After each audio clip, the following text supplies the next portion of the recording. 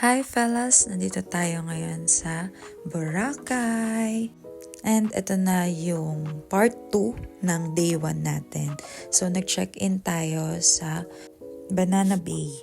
So papakita ko sa inyo ngayon kung ano ba yung itsura dito sa Banana Bay, Boracay. Nakita lang namin to sa TikTok and maganda naman talaga yung mga reviews. So ayan, meron silang pool.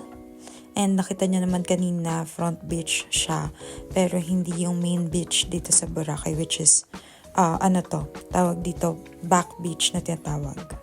And meron silang complimentary drink sa sobrang init ng biyahe namin. Tuwan-tuwa ako.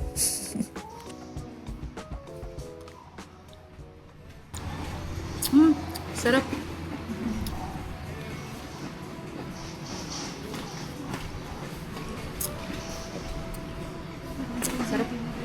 Sarap ng complimentary drink.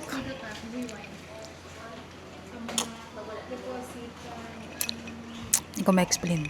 Parang dalandan siya na may asin. Sarap, nakaka-refresh. Hayaan nyo muna yan siya uminom dahil sobrang init talaga at ang layo pa ng binyahe niya.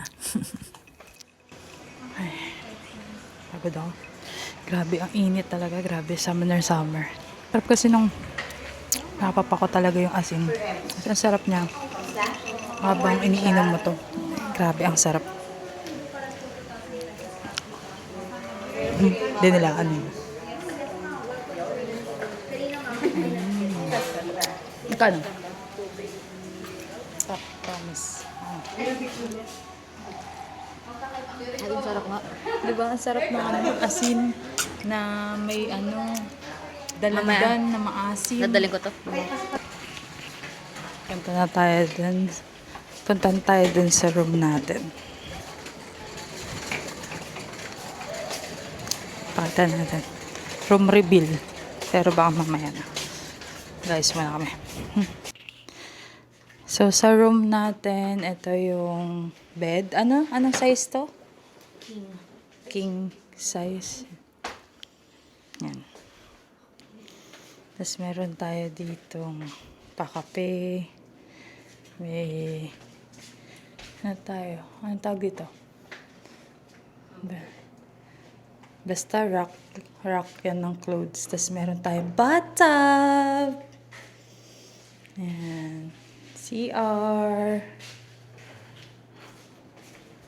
Tapos, yung bathtub kasi natin, meron niya dito eh. Ayan. O, diba? May bintana. Kita ka. Pag tumatae ka, kita ka dito. Ay, ang galing. Pwede rin siyang ganun, guys. O, ayan o. Ay, pwede ka manood. Yan o. Ang saya. Diba? So, sige. Ano na natin yan. Pero lock naman sa loob. Tapos, ito yung pinaka-gusto ko. Kasi, meron tayong sariling access sa pool. Meron tayong sariling access sa pool. Paano ito nabuksan? Ayun. Yan, diba? May access na tayo sa pool.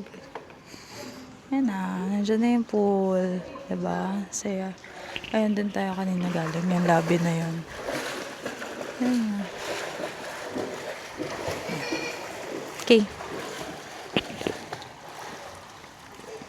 And ito guys, since kakarating lang namin sa Boracay, lumabas muna kami and maghahanap kami ng pagkain. Pupunta kami dun sa main beach ng Boracay. And yes, maglalakad lang talaga kami papunta dun sa main beach kasi medyo malapit lang naman, siguro mga 15 minutes walk lang. So ayun, as you can see guys, ang ganda talaga nung front beach ng Banana Bay and ang ganda ng lakaran mo. Pwede kang mag-jogging, may nakikita akong nagja-jogging dyan. Tapos may mga katabi rin naman na bar or may mga katabi rin na mga hindi siya kainan pero alam mo yun, merong parang turo-turo kayo may ganun. So, ayun. Maganda talaga. Mare-recommend ko talaga na dito kayo mag-check-in. And now guys, nandito tayo ngayon sa parang Burnham Park ng Baguio. Pero ito yung quadrangle ng Boracay. Basta yan, parang may sapa-sapa dyan. Pero ito yung surrounding netong parang ano na yan, water keme na yan, is mga pagkainan. Nasa tapat din siya ng D-Mall. And then dyan din umikot yung mga trike nila dito. Sobrang daming kainan dyan. As in, sa sobrang dami, hindi namin nakainan lahat.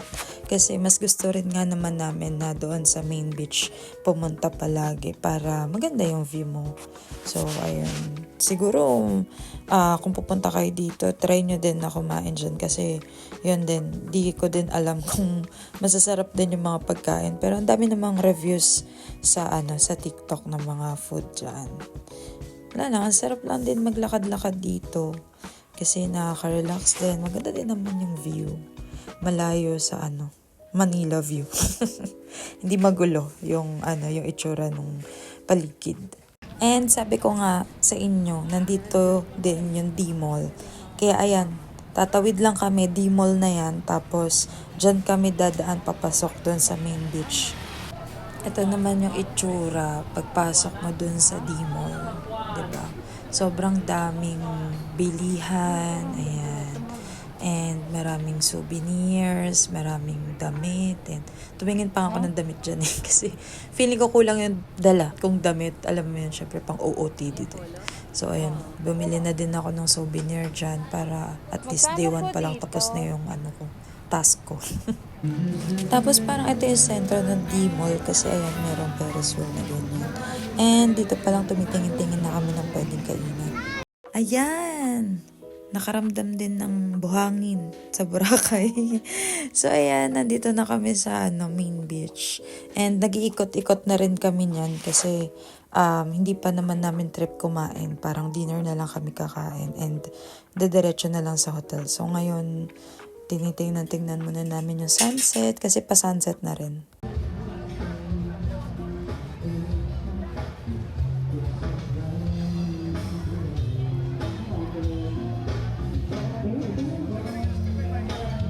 So after namin mag-ikot, syempre gutom na talaga kami.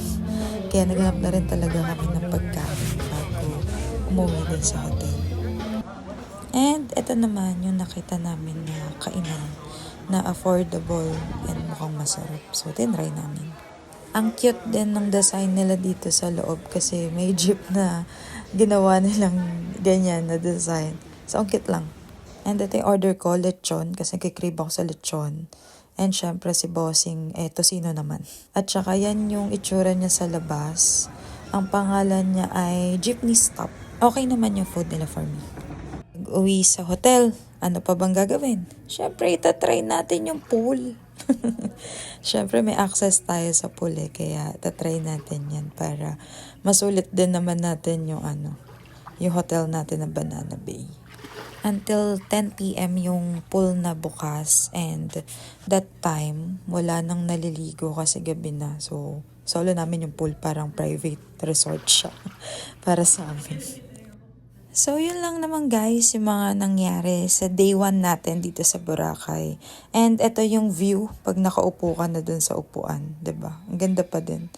The best talaga tong Banana Bay dito Kahit di ko pa na-try yung ibang hotel, pero ma-recommend ko talaga siya. Yun lang, bye. Psst, abangan mo naman yung day 2.